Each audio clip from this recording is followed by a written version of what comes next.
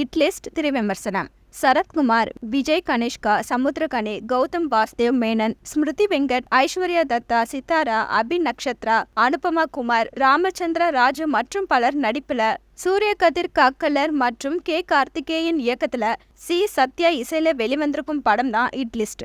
படம் எப்படி இருக்கு வாங்க பார்க்கலாம்.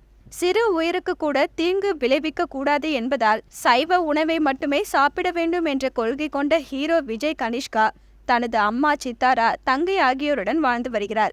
விஜய் கனிஷ்காவின் வாழ்க்கையில் திடீரென்று நுழையும் முகமூடி அணிந்த நபர் அவரது அம்மா மற்றும் தங்கையை கடத்தி வைத்துக்கொண்டு அவரை மிரட்டி 2 கொலைகளை செய்ய சொல்கிறார். அப்பாவியான விஜய் கனிஷ்காவை எதற்காக அவர் கொலை செய்ய சொல்கிறார்?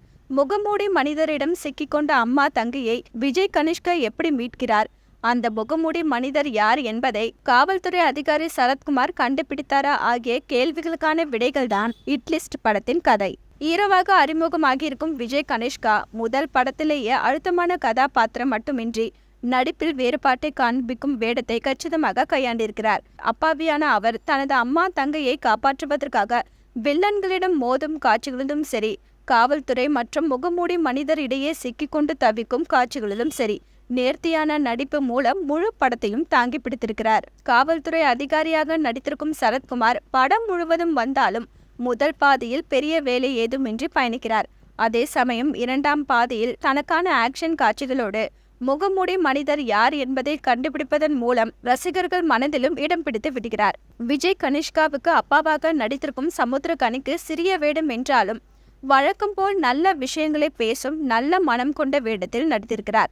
மருத்துவமனை டீனாக நடித்திருக்கும் இயக்குனர் கௌதம் வாசுதேவ் மேனன் வழக்கம் போல் தனது ஸ்டைலிஷான நடிப்பு மூலம் கதாபாத்திரத்திற்கு பலம் சேர்த்திருக்கிறார். ஸ்மிருதி வெங்கட் சம்பந்தப்பட்டிருக்கும் பிரச்சனை மக்கள் எதிர்கொண்டவை என்பதால் அவரது காட்சிகள் மனதுக்கு நெருக்கமாக அமைந்திருப்பதோடு அவரது நடிப்பு கண்கலங்க வைக்கிறது.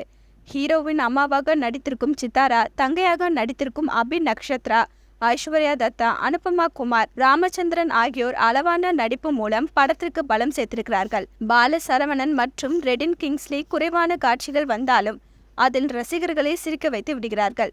ஒளிப்பதிவாளர் கே ராம்சரண் மற்றும் இசையமைப்பாளர் சி சத்யா ஆகியோரது பணி படத்திற்கு கூடுதல் பலம் சேர்த்திருக்கிறது. முகமூடி மனிதர் யார்? அவர் எதற்காக விஜய் கனிஷ்காவை கொலை செய்ய சொல்கிறார் என்ற 2 கேள்விகள் தான் முழு படத்தையும் எதிர்பார்ப்புடன் பயணிக்க வைப்பதோடு அந்த 2 கேள்விகளுக்கான சஸ்பென்ஸை இறுதி வரை ரசிகர்கள் யூகிக்க முடியாதபடி இயக்குனர்கள் சூரிய கதிர் காக்கலர் மற்றும் கே கார்த்திகேயன் திரைக்கதை அமைத்து இயக்கியிருக்கிறார்கள்.